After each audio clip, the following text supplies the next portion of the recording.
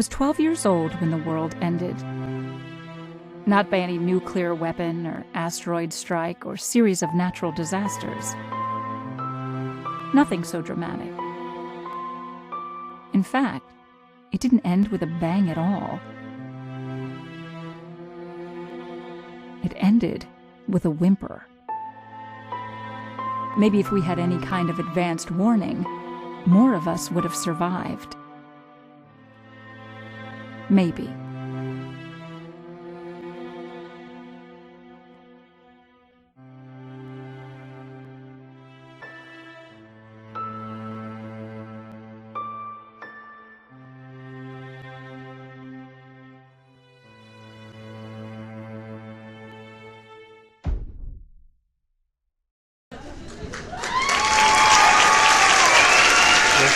APN TV meeting.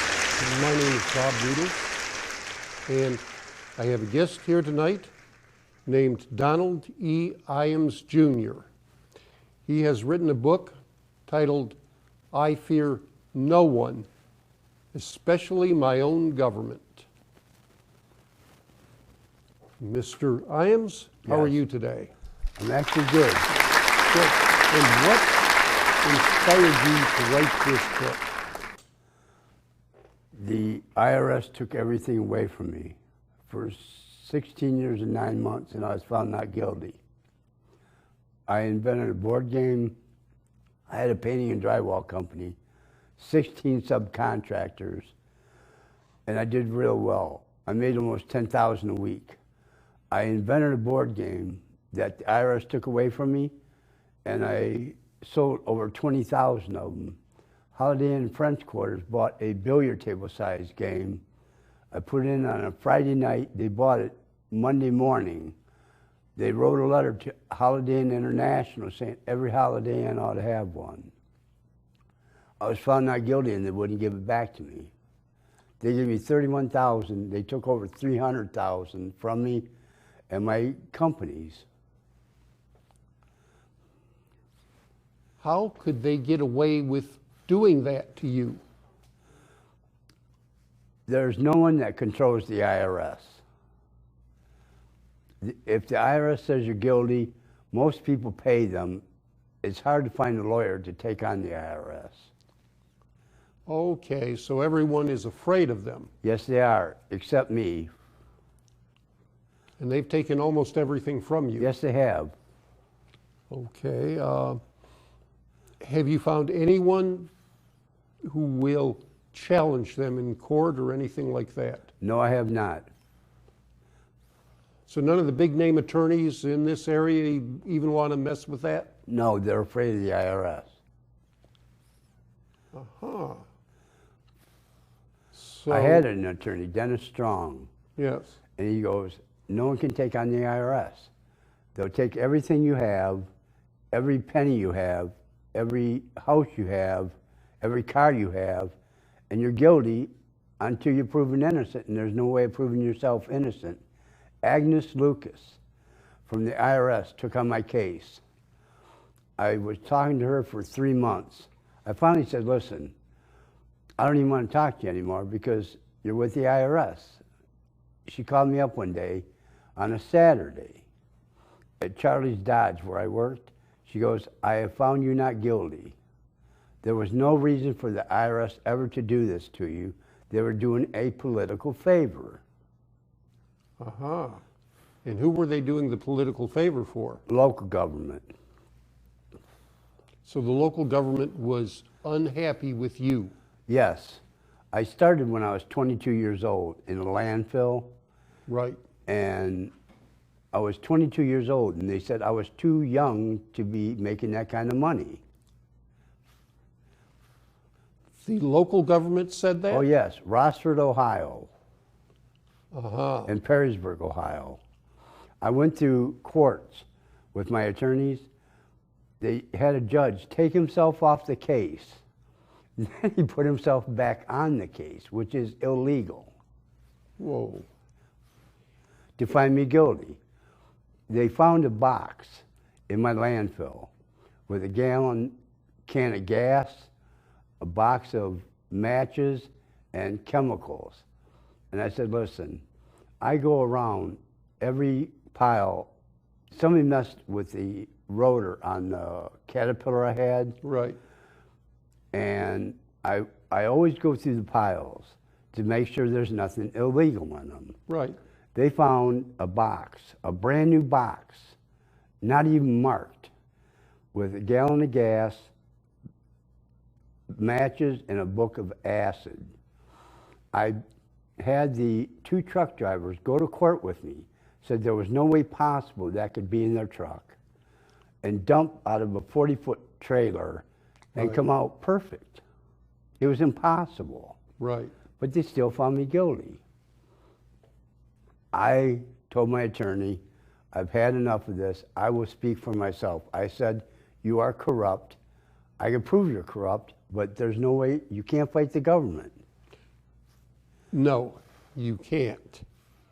And it's because the government has gotten so big.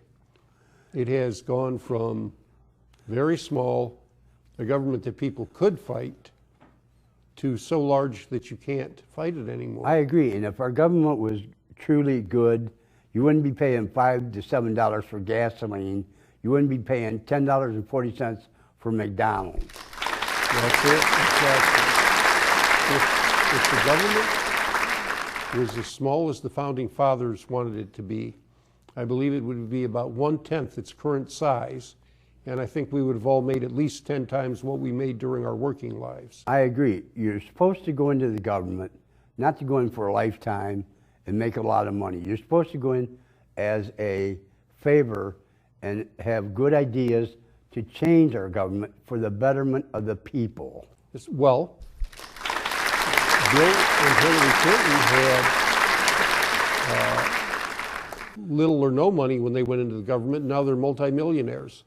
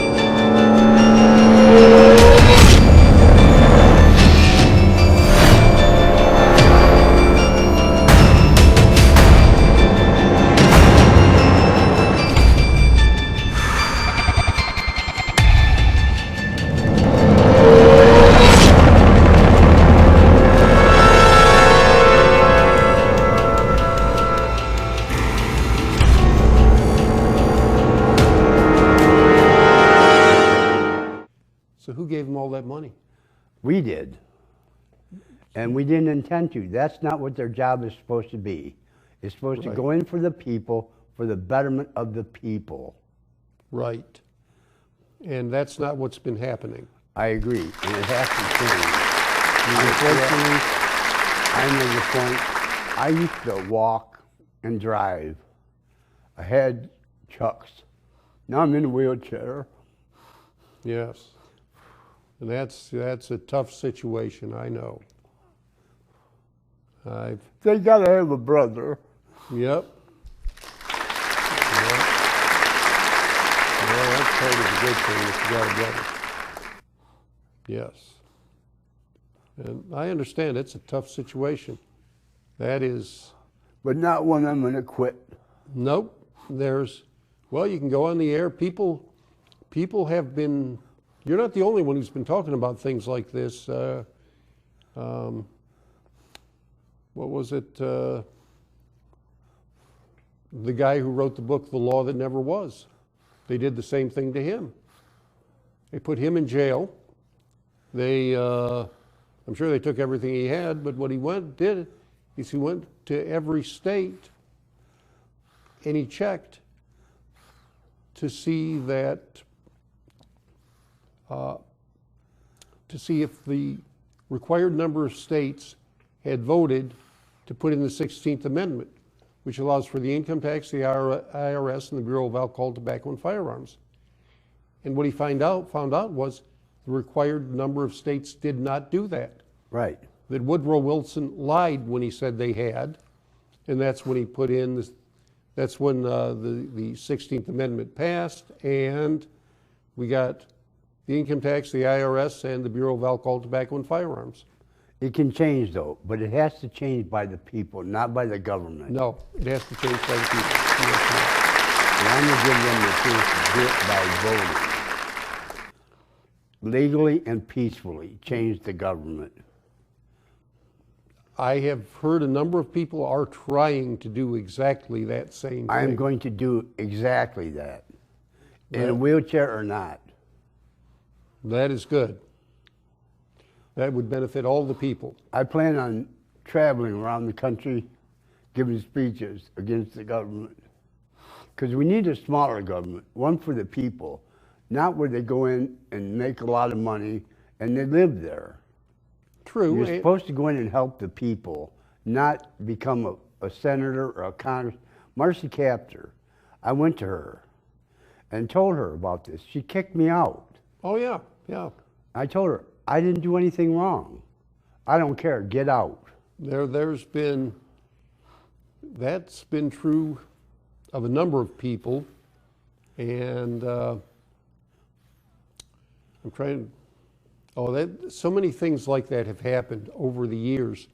They've been written about, there have been books and books about all this stuff, and you're not the only person who's ended up in a bad position. The guy who wrote about the law that never was, he got thrown into jail. Trying to think who else. I've ceased being afraid of them. I am not afraid of them anymore. You can't hurt me any more than you have already. Well, that's true, yeah. Hell, you put me in a wheelchair. What are you going to do now? Well, they have killed a number of people too. I'd be willing to die for the people of my government. Yes. Well, you know, I have believed for a long time now, if the government was as small as the founding fathers wanted it to be, we would have all made 10 times what we made during our working lives, and we'd be so comfortable, we wouldn't have to worry about what was going on. I agree. That's what the government's supposed to do. If they don't do it, someone has to change it. Well, yeah, and I think if it was as small as the founding fathers wanted it to be, it'd be about 1/10 its size. I agree. And unfortunately or fortunately, I'm going to be the one to try to do it. Well, and I hope you succeed. I will succeed. That is good to know. Thank you. You're welcome. And you've got help in this. I would suspect you have people you're working with, right? I don't expect you to tell me who they are. No. And the book's coming out. People will read the book and they'll start going, listen, It's time I start doing something. That's good. That book will be well worth reading. It describes your whole situation, what happened from beginning to end. Yes. And it's going on the internet and book sales. Good. And Good. it's at a price where everyone can afford it. Oh, that makes it even better.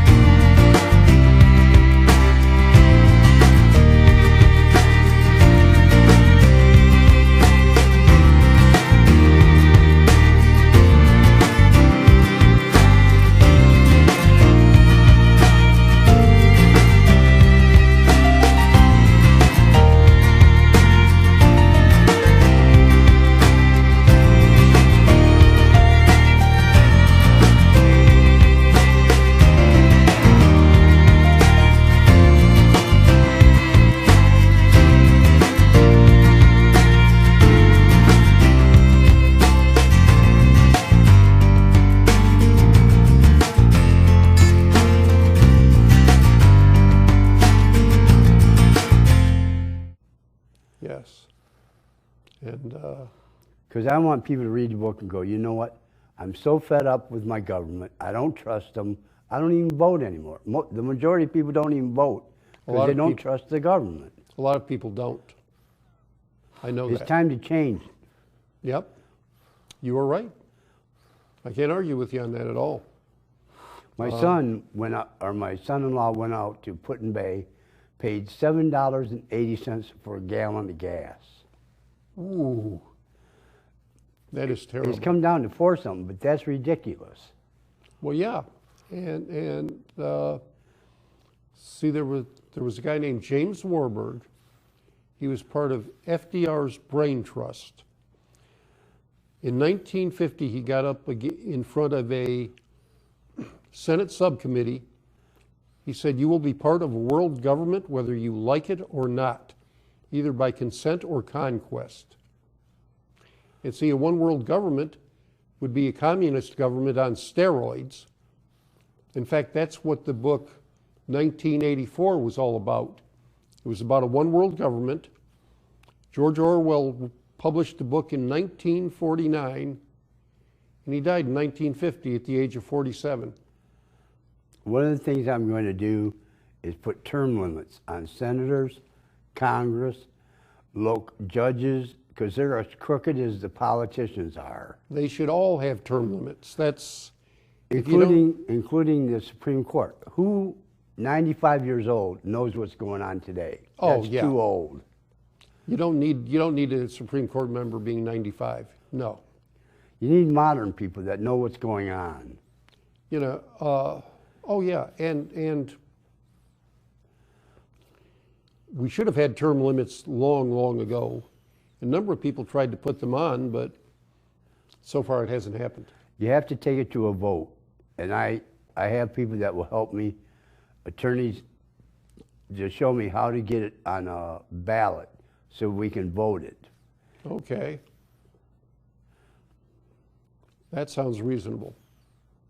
I think once it goes to a vote, it's going to change and it's going to make our government a lot better. If it goes to a vote, I believe it will change, yes. We can take the if out of it. The if, yes. Yes. Yeah, that would be good. That would be very good. As long as I'm alive and even in a wheelchair, it's going to happen. Yep. Well, people have been talking about term limits since, as far as I can remember. They've been talking about how we need them, and so far we've never gotten them. People have been talking about all the benefits of small and limited government as long as I can remember. In fact, in the 1800s, there was an economist who wrote economics in one lesson. I'm trying to remember his name right now, but in there, he talked about a man walking by a Excuse me. That's okay, by a store and picking up a brick and throwing it, by a bakery, picking up a brick and throwing it through the baker's window. And, you know, the guy ran away then, and the crowd gathered and said, isn't that terrible? Look at that, he's gonna have to get that all fixed. And, well, someone in the crowd said, you know, it's not so bad. He's gonna have to hire a glacier to make him a new window. He's going to have to hire people to install the window, and that's going to stimulate the economy. Well, that's true as far as it goes, but the baker was going to buy a new suit if he didn't have to replace that window. So the economy is poorer by one suit. Well, if you multiply that by millions of times, you get an idea what happens when the government sucks money out of the private sector. You don't see all that would have been produced in the private sector if that money hadn't been taken by the government. And that would have made us much, much wealthier as individuals. I agree. Look at the crime today. Crime is up. Yes. They're letting people that commit crimes out. What is the sense of that? Yes. I believe, and I truly believe, that people in prison ought to go break rocks. They should. Not sit and enjoy yourself in prison. Well, have 3 square meals a day, entertainment. It's prison. That is. And Henry Hazlitt was the economist who wrote that book, Economics in One Lesson. But what you're saying is true, and in fact, people have already suggested that we should have for-profit prisons. Put a price on every crime. Let's say $1 million for a murder, or $2 million, okay. Then the prisons would have to be set up so they manufactured goods that would sell, and the prisoner would get 10% of it to take care of his food and, you know, what he needs to, when he's in prison. 90% of it would go to the fund to pay off his victim. Once his victim was paid off, he'd get out of prison. But he would know if he ever went back to prison, he'd only get 10% of what he was producing. If he's out of prison and he's got a skill where he can produce something people want to buy, then as long as he stays out of prison, he's making money. People may not like this, but I truly believe, and I believe in God and Jesus more than anything, if you commit murder, you should die. That might be true. If you commit a crime, you have to pay the price for it, not be let out and go do it again. Oh, no. And that would be... I watch TV and I see this stuff. And that would be the thing. If you were in a for-profit prison, okay, once you got out, if you went anywhere in the vicinity of that victim, you'd be right back in prison for the rest of your life. I agree. You got to make it where they don't want to do it again. Oh, you make it, if they see, most people, if they see that they'd be making really good money if they weren't in prison, wouldn't be dumb enough to go back again. But some people are dumb enough that they would go after the person that money went to. Right. And yeah, they would have to go to prison for the rest of their lives. And if they came close to that person, then I would say it would have to be a death penalty at that point. Your roadways need fixed, your bridges need fixed. What a good way to do it, but prisoners breaking rocks, turning it into concrete. Well, that would be a good thing too.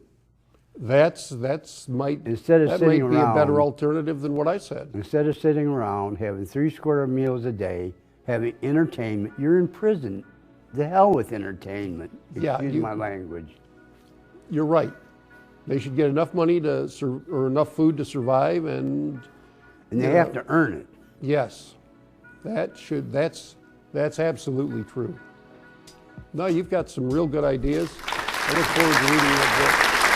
I look forward to reading it, and I think you'll find it very entertaining and true. Oh, I believe so also. Okay.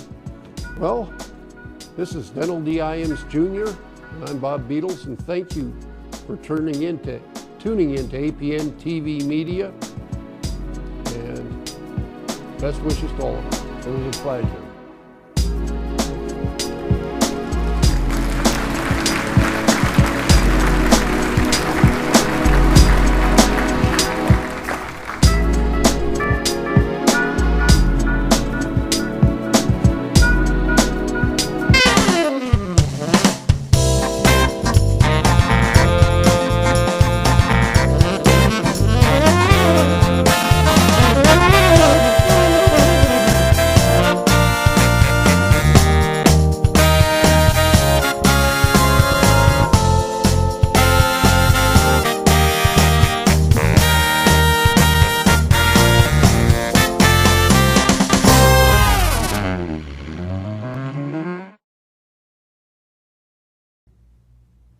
Welcome back to APN TV Media. My name is Bob Beatles, and this is Michael Sharp. And Michael Sharp wrote a book called Past Safe Return, A Warrior's Purpose. Now, you did tell me this was inspired by a game. What kind of game? So it was inspired from role-playing, from sort of like Dungeons and Dragons, where there's multiple gods, multiple villains. Okay. And what type of interaction do you have between the gods and the villains? So as for the main character, he was a part of the villain cast of the people. They wanted to create a better world. So each individual one had their own reasons for joining, but his was the sole purpose of trying to make a better world. Uh-huh. And how many of these people or gods are evil in this? So in the story, there was 3 individual normal gods, and then there was one that was for vengeance. The 3 individual gods represented like 3 elements of balance, order, and chaos. So there's always going to be a conflict in between them. Okay. And now are these pagan gods people talk about these days, or are they these characters people discuss, or do they just see them when they play these certain games? So given the fact that it wasn't a role play, it was just given the circumstance. Okay. I just wondered, because I didn't know if this was something that a lot of people would know about, or if it's something that you would only know about if you play these particular games, or... I'd say a fair share may know of the RP. Okay. And what is the object of, how do you win the game, or what's the object of playing it? The object for the RP was to play it, obviously, to enjoy a really good story. For the main character, for my main character, was to essentially be more involved in the ending of it, trying to become, making the world a better place in this term of the story. Okay. Now, do a lot of people today believe in pagan gods, that there are pagan gods, or is it just, do people think, okay, this is a figment of the imagination, and we're imagining all of this, and it's just the way the game is? So it was just in the way the game is. It wasn't a representation of actual religions. It's just in the fantasy world. Uh-huh. Okay. I was wondering about that, because now I have played a number of games on computers, but I've never seen anything quite like this. So, of course, I'd probably have to look for it to find it on, because there are so many games out there you can play. And what got you interested in playing these games?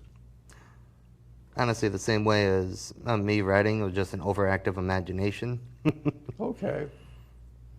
Well, nothing wrong with that. Good imagination can cause you to write some really good stuff. Yes, sir. And what type of books do you like to read? More fantasy, a bit of history. I was always a fan of reading old, like World War II documents and things like that. Okay. What type of, I'm trying to think of some of the unusual novels I've read.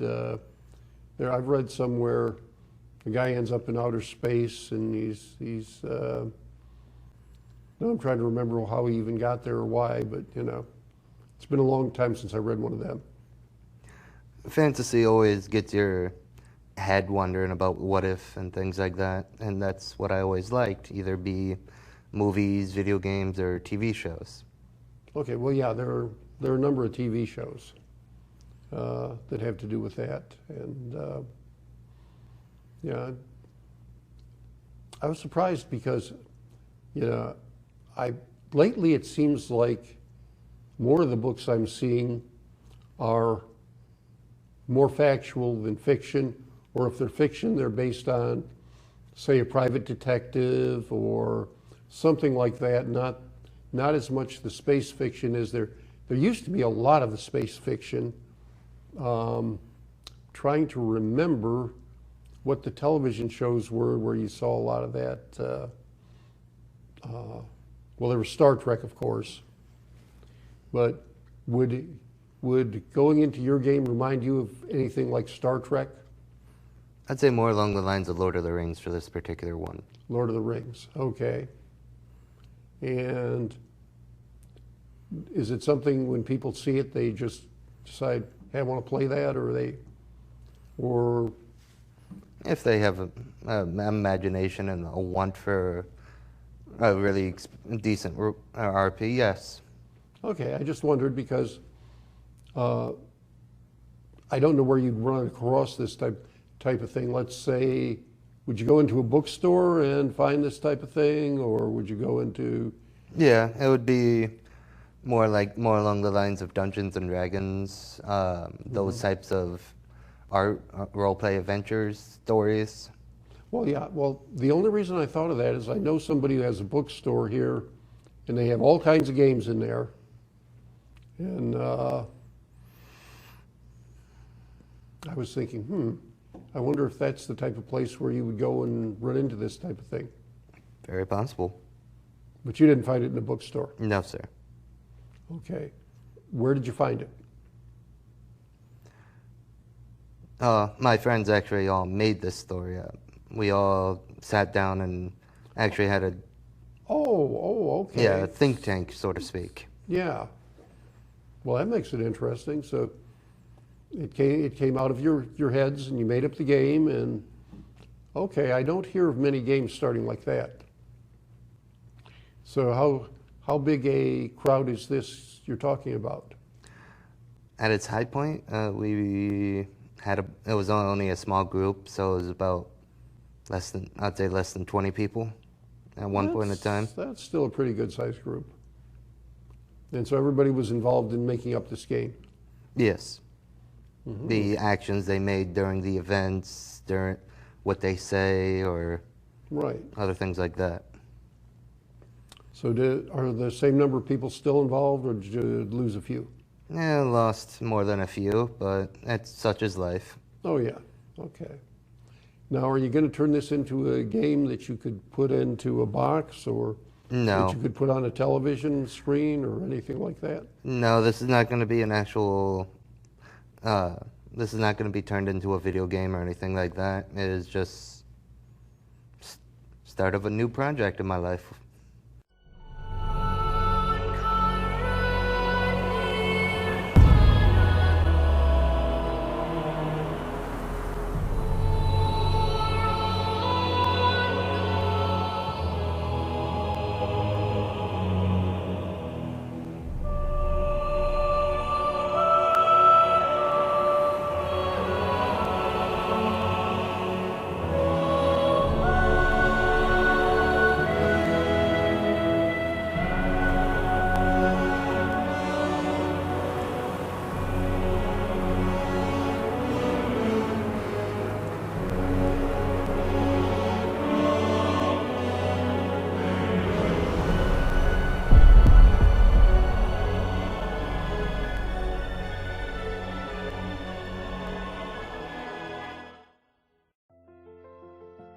I want you to remember the good times, those filled with laughter.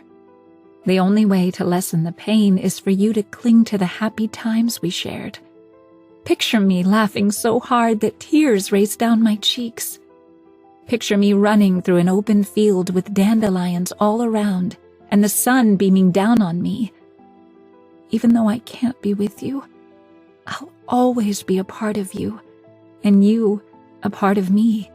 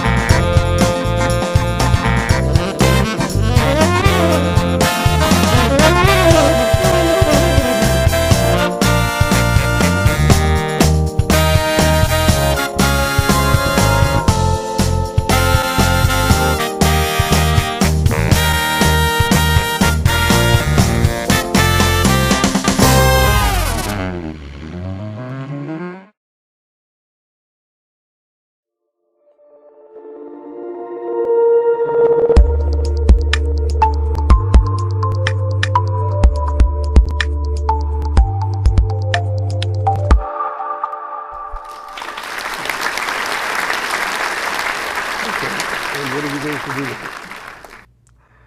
See where it goes, really. Oh, okay, you haven't decided. Yeah, I'm kind of... You're not going to produce anything that you could sell, or? Oh, I do plan on trying to sell this book, seeing what I can do with it. And apart from that, growing my author career.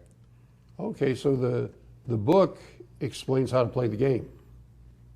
No, the actual book itself is a prequel to the events in the story. Aha, okay. And describe some of the events in the story. In the story, essentially the villain, the goddess of vengeance, attempts to take over and rule the world in an attempt to make the world a better place. In the prequel, she came close to it, but failed. Uh-huh. So, yeah.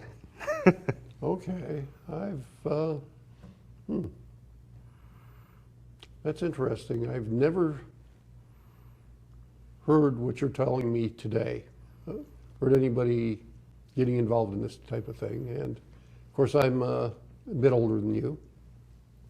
Quite a bit, actually, but that's another story. So,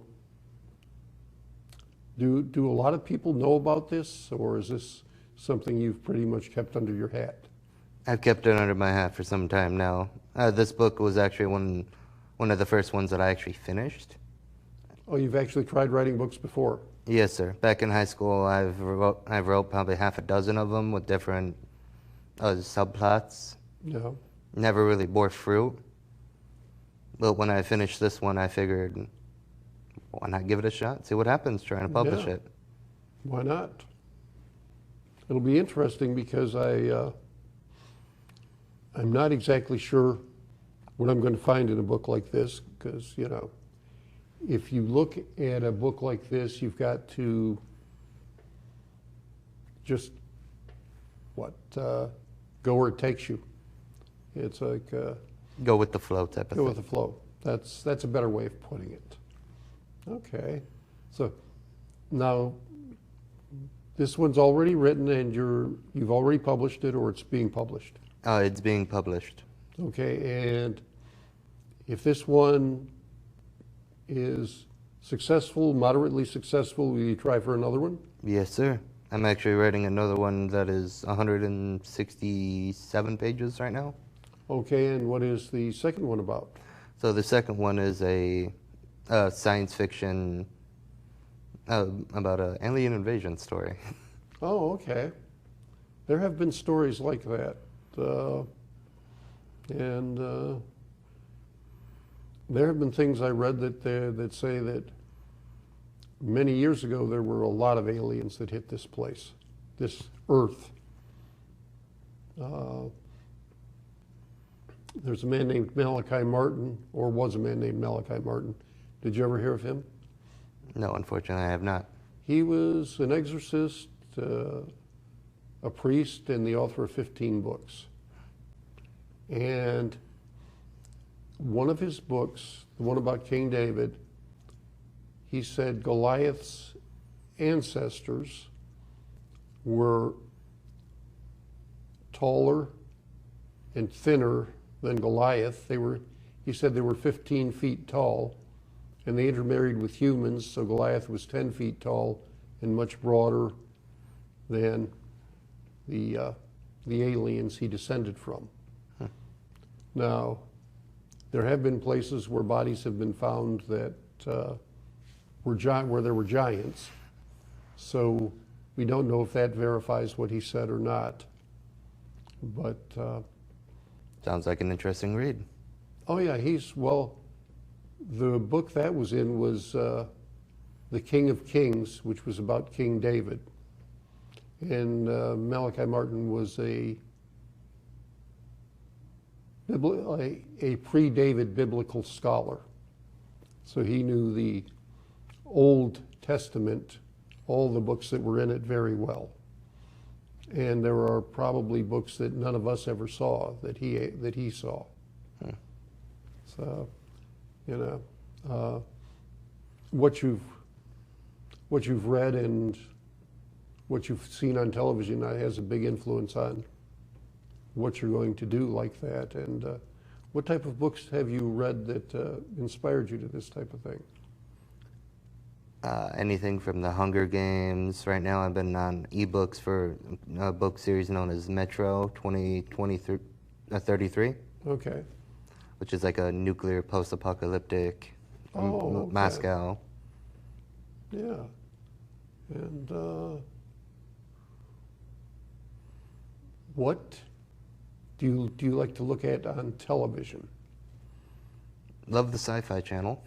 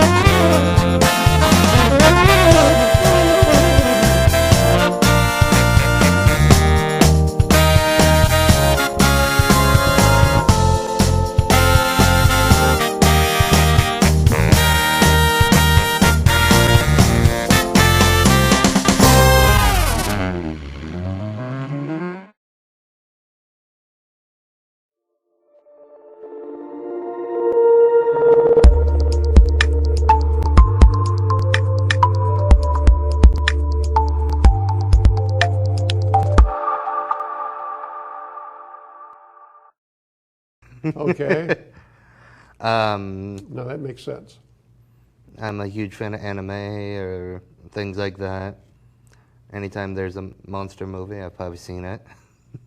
Yeah, I've seen a few of those too. They've been making those for many, many years. Some of the classics were the best. Oh yeah, yeah, I agree with that. A lot of the classics in every area are the best.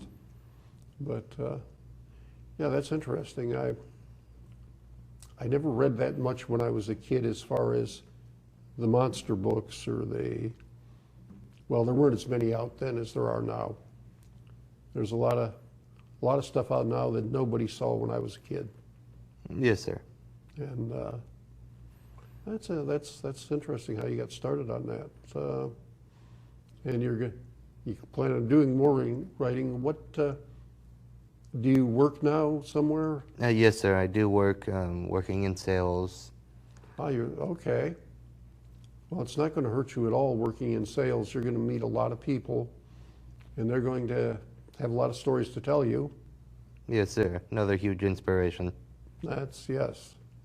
That'll probably be a good thing. That could just working would be like doing research for your books.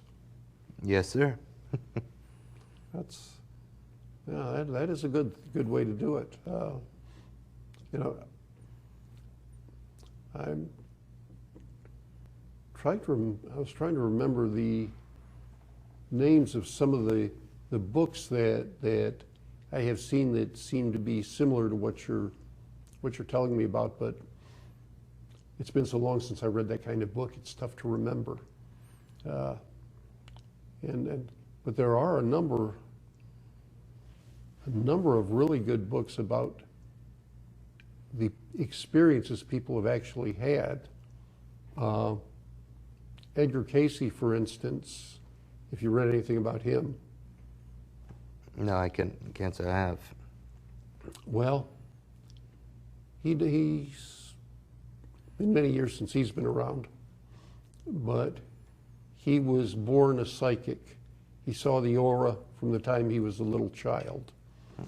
And he said that when he gave speeches,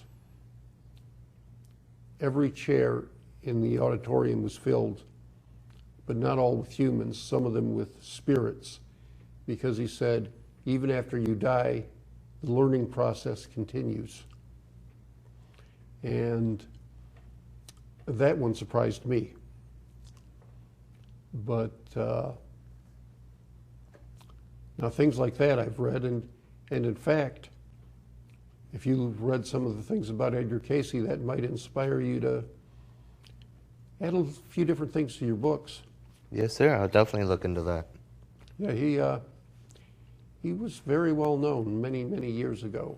And what he used to do is people would send him information about problems they had.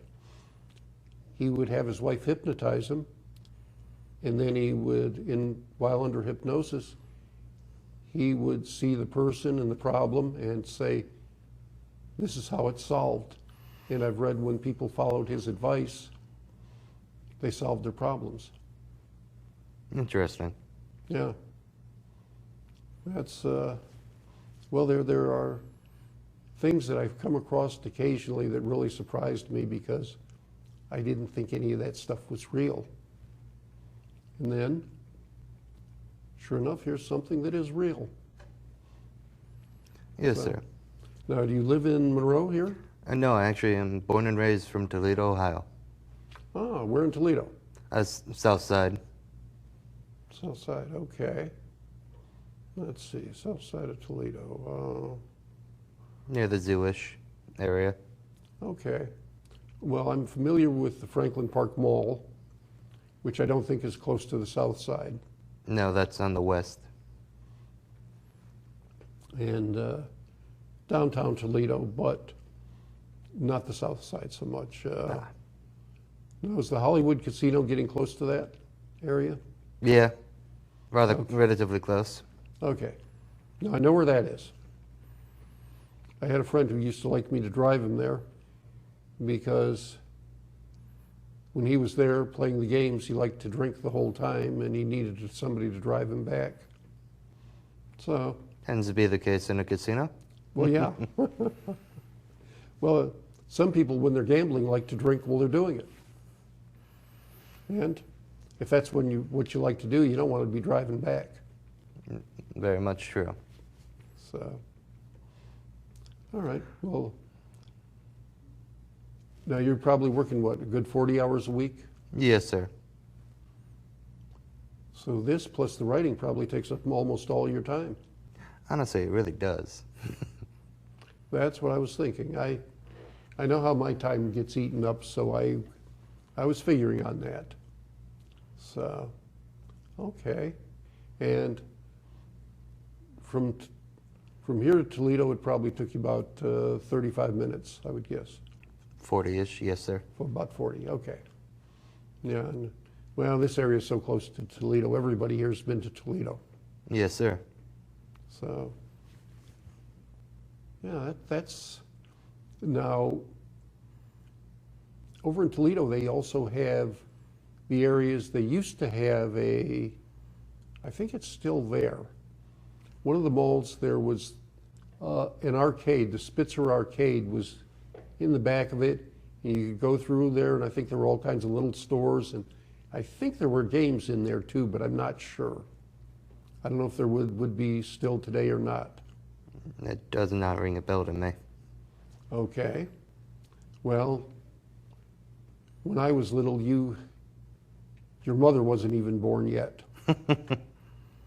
So those things everything about that may have disappeared.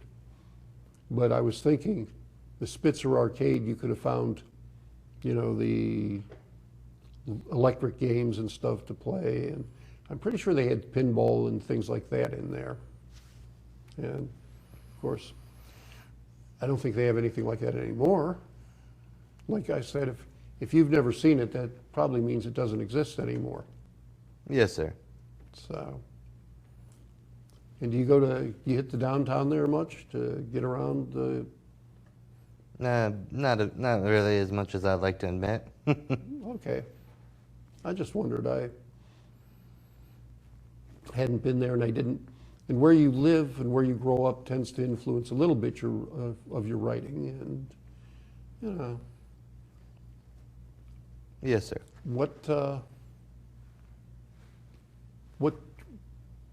When you're not working, you're not writing, what do you usually do? I'm a gamer, really. Oh, you are a gamer. You play the pinball machines, you play other... Not quite. Video gaming. Video gaming, okay. You play the games where you have to answer a question and you score, Occasionally. Where the quiz games, I guess you'd call them. Occasionally, Okay. yes, sir. Well, you learn something playing those games. Well, at least I do. I don't know if everybody does. And, well, we'll be heading back there tonight and probably having an enjoyable night in Toledo. Yes, sir. All right. Well, thank you for tuning in to APN TV Media. And this is Bob Beatles with Red Faction 419. And you'll appreciate it if you remember that name. Yes, I really would. You have a very good day.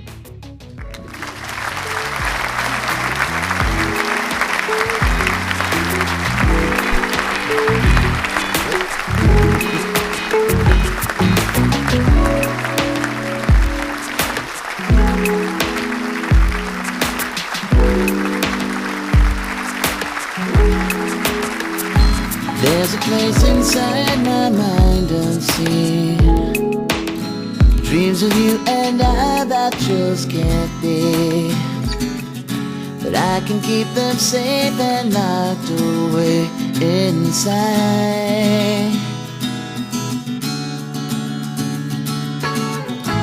In a perfect world where I controlled it, give me your heart there and I would hold it. But I know that just can't be reality. But please Don't you wake my daydream, 'cause it's so real it seems. Maybe someday I'll get my head from the clouds, but for now I'll just daydream.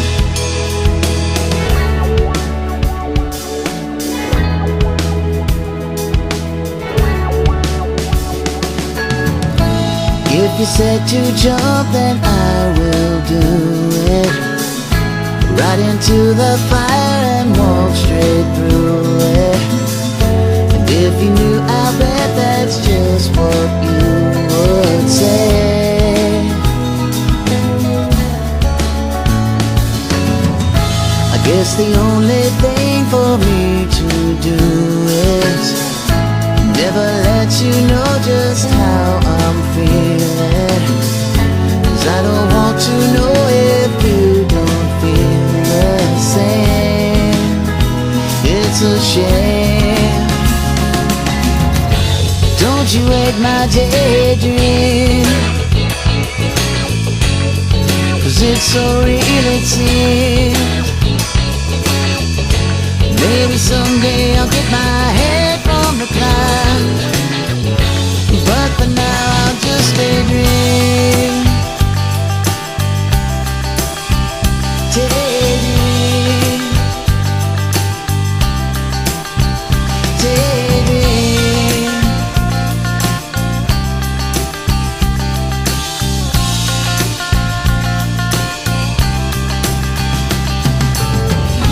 There's a place inside my mind unseen, dreams of you and I that just can't be, but I can keep them safe and locked away inside, inside. But don't you wake my daydream. Oh, so real it seems. Maybe someday I'll get my head from the clouds, but for now I'll just daydream. Don't you wake my daydream.